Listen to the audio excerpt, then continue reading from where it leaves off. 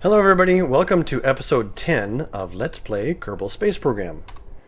In today's episode, we're headed back to the moon. This time, to accomplish a whole bunch of lunar contracts, including landing on and planting a flag and grabbing science data from and all that good stuff. So, we have to have some measured temperature in space flight. You know what occurs to me? In order to do that, we're going to need to put on a temperature gauge.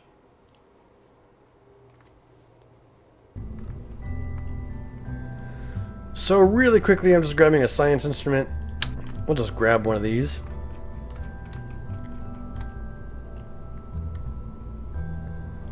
Stick it right there. And launch.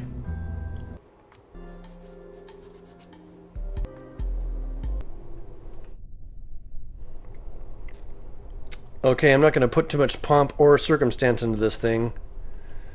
This guy's going to the moon. Oh, nah, I just realized something else I could do.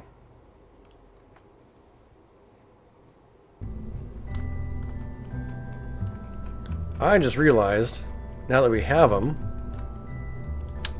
we can make sure this capsule has plenty of power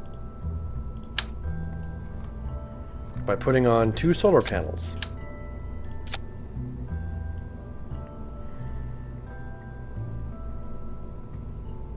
Now, let's launch that, actually.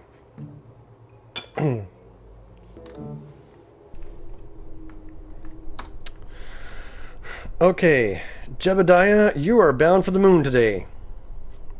How do you feel about that? In 3, 2, 1, go!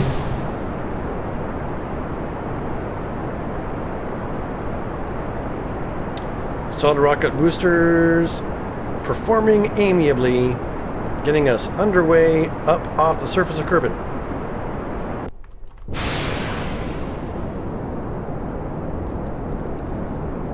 Now I need to start pushing myself over. Push, push, push. Over, over, over. SAS off. 5 degrees. Get over there to 5 degrees. Disable the torque. It's causing us problems.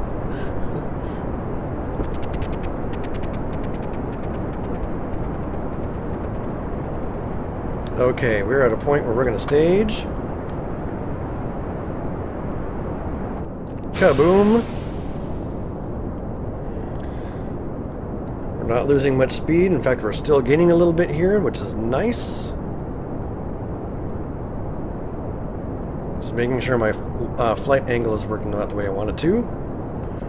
The other stage goes away. Full throttle.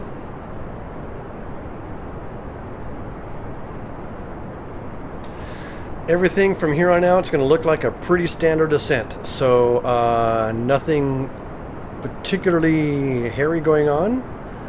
I'm going to fly this up and catch you guys when I reach orbit. So, hang tight. Okay, we need to abort this. We actually ended up with our flight trajectory ending up being too shallow. So, we're going to go back to launch and try it again.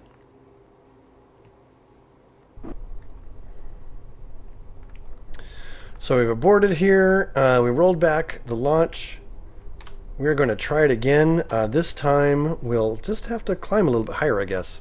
The problem is this rocket keeps on getting heavier and heavier and this engine's not getting any bigger, so we're going with what we got. This time we're going to actually head straight up a little bit longer than we had before.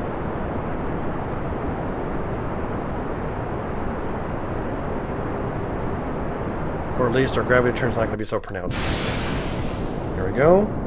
Now we can turn SAS off, and I just want to get this over slowly but surely. Turn off the torque.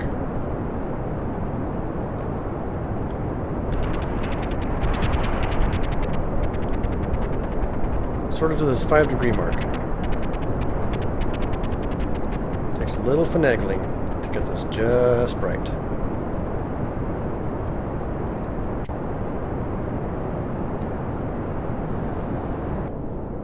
There we go.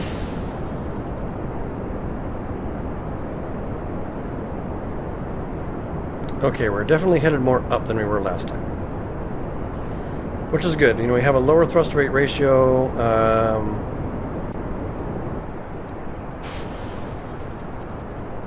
So we kind of need to keep an eye on that. I'll keep on pushing this down to get this on the trajectory that I want.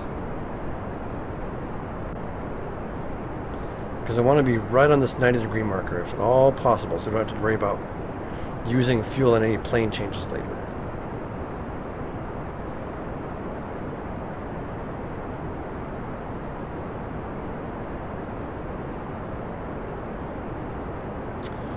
Okay, at this point, I think we can let the rocket pretty much fly itself. Got myself lined up pretty good. We'll let her sort of naturally fall over.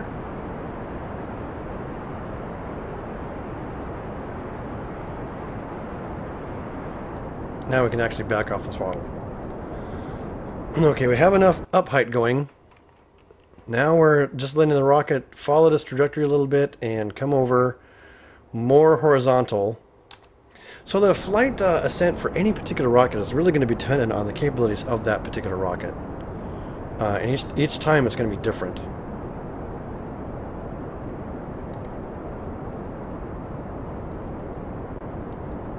For instance, we know that this one had a lower thrust to weight ratio.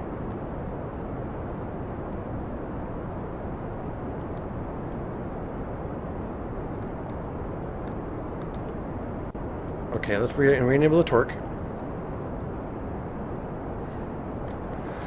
And now we need to go full throttle.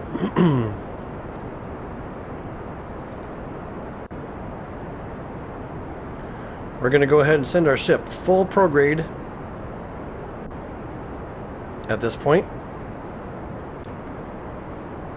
Let this main ascent stage get us to near orbital velocities, which we're almost there. 70, 71, 72. Plan a quick circularization burn.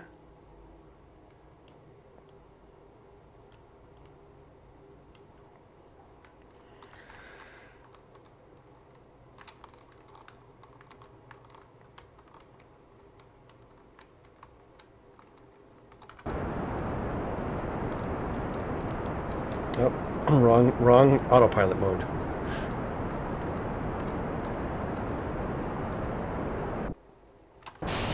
Okay, here we go.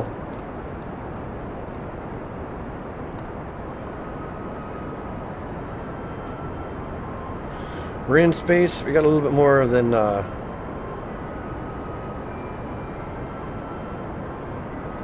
2 minutes left on this burn, supposedly.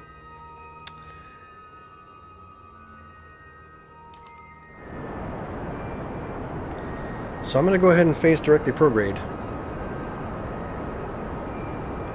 Lock that gimbal. I don't want to waste any fuel.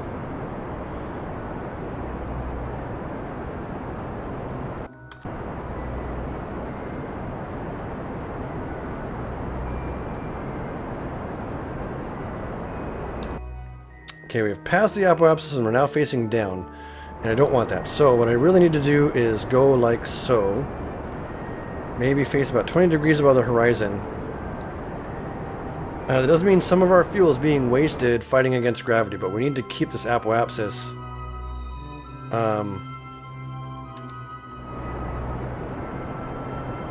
above the horizon if at all possible. Above the atmosphere if at all possible.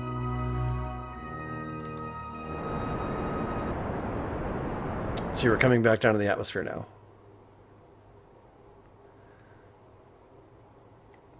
But that's okay. We can dip into the atmosphere a little bit. Not going to really affect us all that much as long as we get ourselves back out relatively quickly.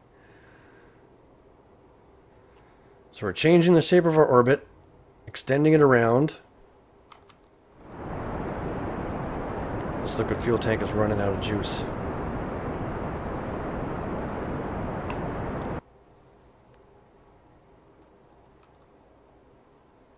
Here we go. The apoapsis is reeling around back to us.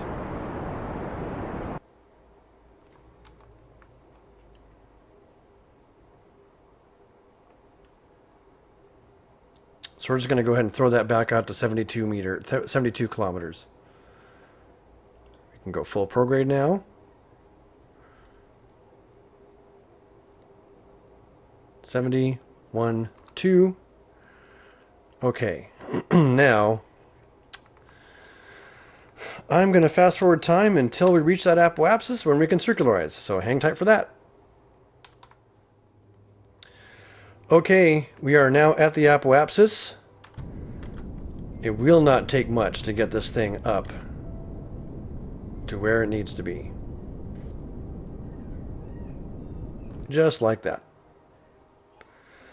72 by 73 orbit. We still have some juice left in this kipper here. So now we are at a point, we can turn off SAS, where we can plan our moon insertion.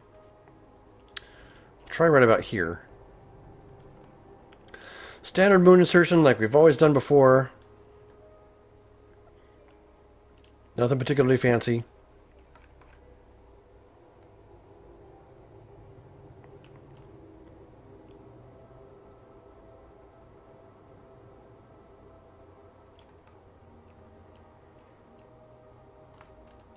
Just like that.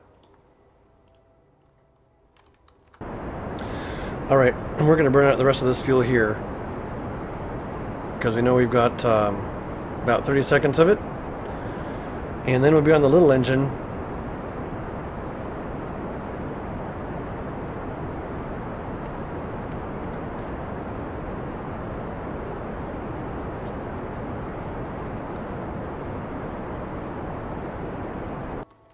Now what I could do is this. Hang on. Oh, I can't do fuel transfers? Alright, well, that answers that question. Full power.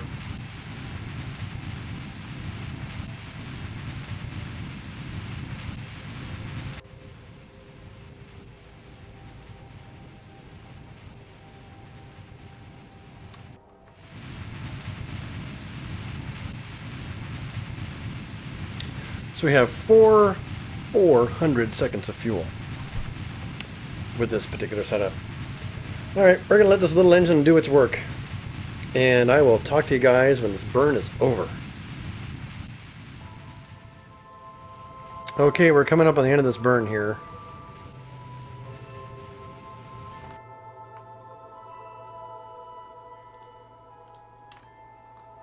So I'm going to trim up this periapsis to get it as low as possible.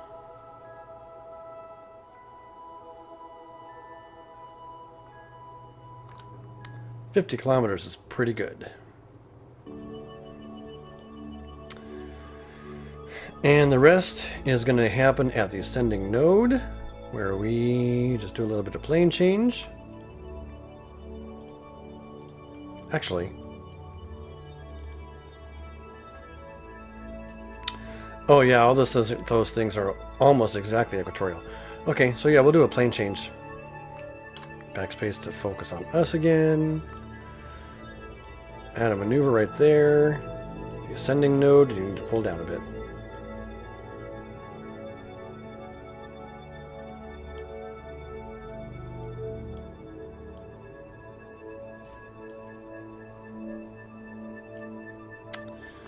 Just like that. Alright, let's warp to the next maneuver.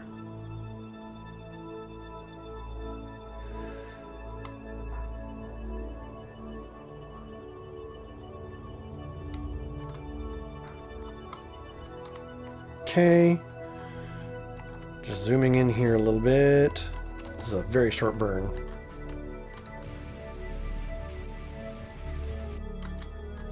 A little bit of fine control. Good enough for me. Next stop, orbital lunar encounter. We are now once again in the sphere of influence of the moon. So we're going to face radial in, which is this way, and bring this periapsis down to a more usable height, 20 kilometers. Just like that. Now, let's do some math. And by math, I mean let's use this tool to actually figure some stuff out. It takes us...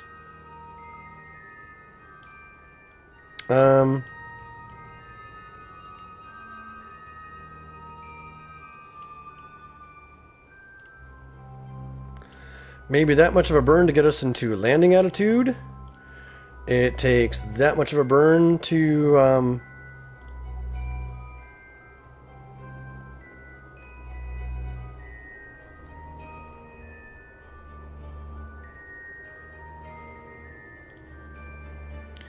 so that's 56 seconds. Plus a minute 48. Well, that's actually that wrong one. Well, first step, orbit. Let's not get ahead of ourselves here.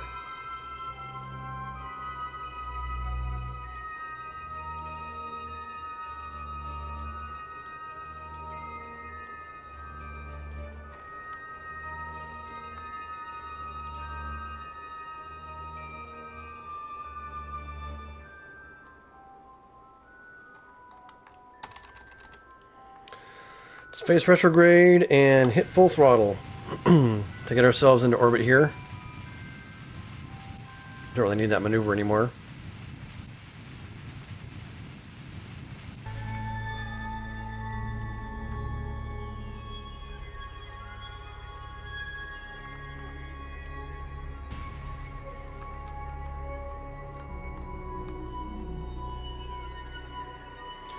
So we're in more moon orbital insertion now.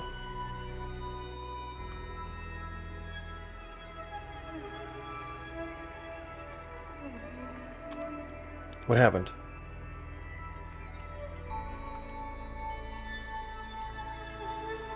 All right. Weird. I would have thought these things would automatically be cross-feeding.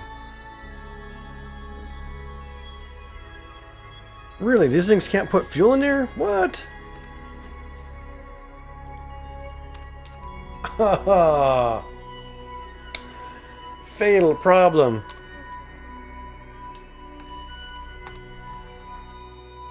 Well, it seems as though we've just generated our own rescue situation here. That's disappointing.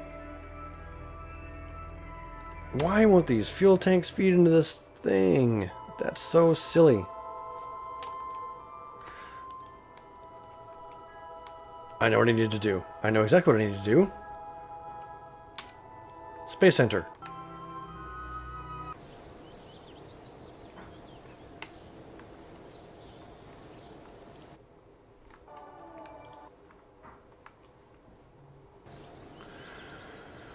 We might be able to salvage this.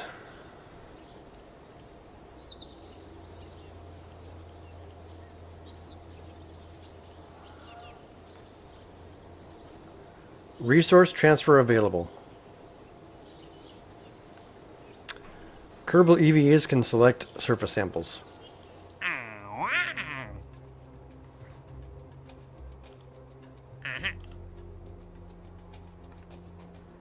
But in order to do that, we need some serious cash advance.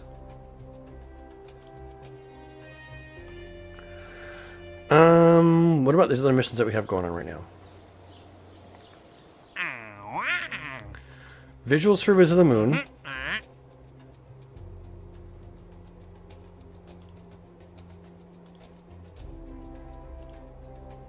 Temperature scans. Science data from space around the moon. That gives us some funds. Science data from space around the moon.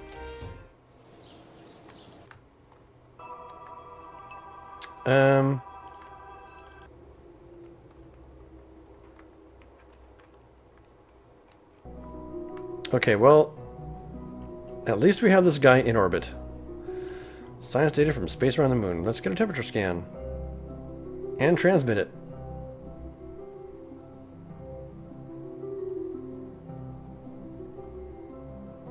Kind of want to keep that data in case we recover.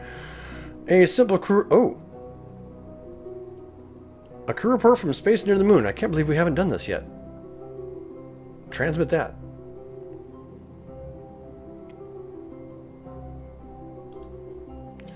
Okay, that gives us 32,000 funds.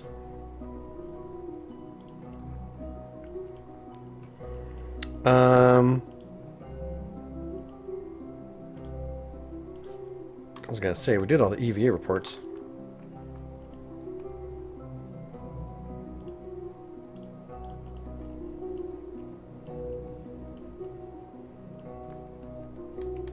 What other contracts do we have going on here? Plant a flag, transmit from the surface, achieve goal. Land on the moon to achieve this goal.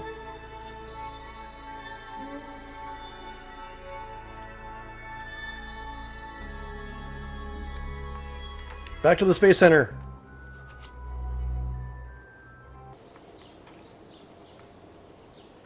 There's no reverting that flight now. He's in orbit around the moon whether he likes it or not. Okay, what do I need to do? Upgrade the R&D for $451,000. Or funds. In order to do that, I need another 110,000 funds. Can I get that much in cash advances? Perform visual surveys of moon. We're halfway there.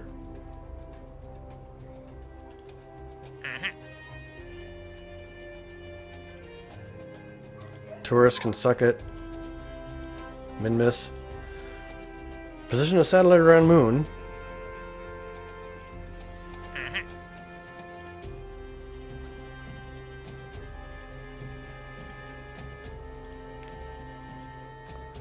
More visual surveys of moon.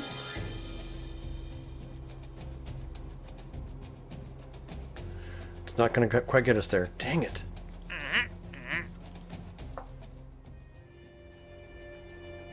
So if I hadn't started up that strategy, I'd have enough money to pull this off. That's what this gets down to.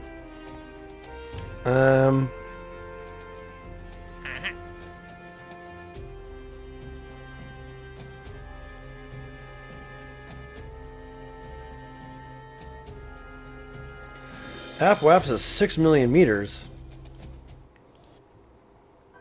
What do these satellite contracts look like?